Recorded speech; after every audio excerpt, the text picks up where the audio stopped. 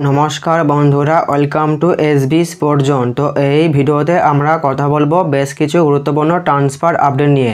বেশ কিছু গুরুত্বপূর্ণ ট্রান্সফার আপডেট বেরিয়ে আসছে, সেগুলি তোমাদেরকে আজকের এই ভিডিওতে জানাবো। তো আজকের এই ভিডিওতে যে সকল ক্লাবগুলিকে নিয়ে আপডেট বেরিয়ে আসছে সেগুলি হলো কেরালা ব্লাস্টার এফসিকে নিয়ে একটা আপডেট বেরিয়ে আসছে, এছাড়াও নর্থ ইস্টের প্লেয়ার মনবীর সিংকে নিয়ে একটা আপডেট বেরিয়ে আসছে এবং মোহনবাগানের রিজার্ভ দলের গোলকিপার দেবনাথ মণ্ডলকে নিয়ে একটা আপডেট বেরিয়ে আসছে এবং জেমি ম্যাকলারেনকে নিয়ে একটা আপডেট বেরিয়ে আসছে। এছাড়াও আনোয়ার আলীর ফাইনাল রায় বেরিয়ে আসছে পিএসসি তরফ থেকে। তো আনোয়ার আলীকে নিয়ে একটা আপডেট আছে। তো এই আপডেটগুলি আজকের এই ভিডিওতে তোমাদেরকে জানাবো। তো চলো বেশি দেরি না করে ভিডিওটা শুরু করা যাক। প্রথমে যদি আমরা কথা বলি কেরালা ব্লাস্টার এফসিকে নিয়ে, তো কেরালা ব্লাস্টার এফসিকে নিয়ে যে আপডেটটা বেরিয়ে আসছে সেটা হলো যে কেরালা ব্লাস্টার এফসির বিদেশি রাইট উইংয়ে খেলা প্লেয়ার জাস্টিন ইমানুয়েল, তো এই প্লেয়ারটির সঙ্গে কেরালা ব্লাস্টার এসে তারা কন্ট্রাক্ট টার্মিনেট করে নিয়েছে। তো কেরালা ব্লাস্টার এসে তারা এই প্লেয়ারটিকে তাদের দল থেকে ছেড়ে দিয়েছে। তো এই প্লেয়ারটির পজিশন হচ্ছে রাইট উইং। তো প্লেয়ারটির বয়স হচ্ছে 21 বছর। তো এই 21 বছর বয়সেই রাইট উইংয়ে খেলা এই প্লেয়ারটিকে কেরালা ব্লাস্টার এসে তারা তাদের দল থেকে ছেড়ে দিয়েছে। তো কেরালা ব্লাস্টার এফসিকে নিয়ে এই আপডেটটা বেরিয়ে আসছিলো, এই আপডেটটা তোমাদেরকে জানিয়ে দিলাম।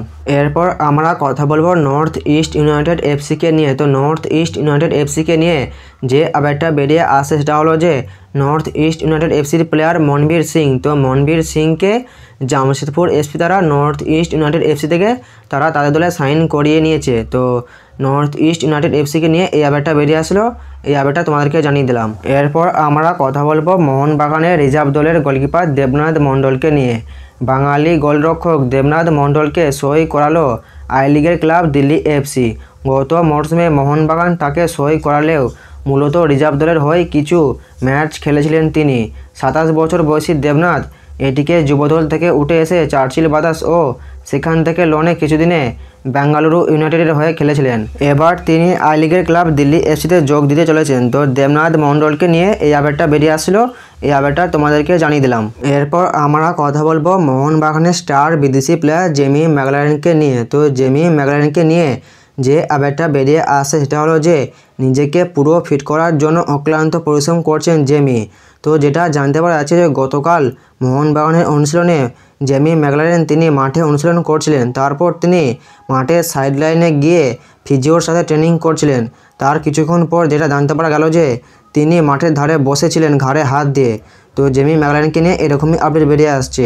এটাও জানতে পারা যাচ্ছে যে জেমি ম্যাকলারেনের যে ঘাড়ের চোট ছিল সেই ঘাড়ের চোটটা মাঝে মধ্যে দেখা দিচ্ছে। তো জেমি ম্যাকলারেনকে নিয়ে এরকমই আপডেট বেরিয়ে আসছে।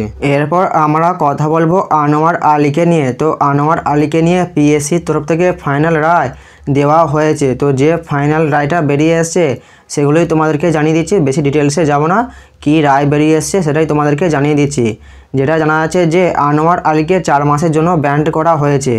আনোয়ার আলীকে 4 মাসের জন্য ব্যান্ড করা হয়েছে।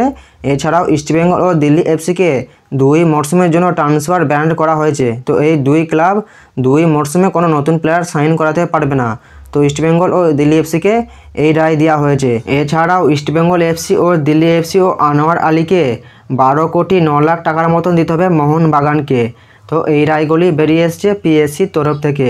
তো আনোয়ার আলীকে নিয়ে এটাই হচ্ছে ফাইনাল আপডেট, পিএসসির তরফ থেকে এই ফাইনাল আপডেটটাই বেরিয়ে এসছে। তো আজকের এই ভিডিওতে তোমাদেরকে এই আপডেটগুলোই জানানো ছিল, এই আপডেটগুলো তোমাদেরকে জানিয়ে দিলাম। তো সব সময় সব আপডেট সঠিকভাবে পাওয়ার জন্য আমাদের চ্যানেলটা অবশ্যই সাবস্ক্রাইব করে রেখো। তো দেখা হচ্ছে নেক্সট কোনো একটা ভিডিওতে।